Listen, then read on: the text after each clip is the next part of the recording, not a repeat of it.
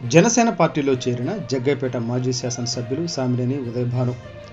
ఎన్టీఆర్ జిల్లా జగ్గైపేట నియోజకవర్గం జనసేన పార్టీ అధ్యక్షులు శ్రీ పవన్ కళ్యాణ్ సమక్షంలోనే పార్టీలో చేరిన జగ్గైపేట మాజీ శాసనసభ్యులు సామినేని ఉదయభాను, సామినేని వెంకటకృష్ణ ప్రసాద్, సామినేని రామ్ జగ్గైపేట శాసనసభ్యుడిగా 2 సార్లు మన శాసనసభ్యుడిగా పనిచేశారు. ఆయన కూడా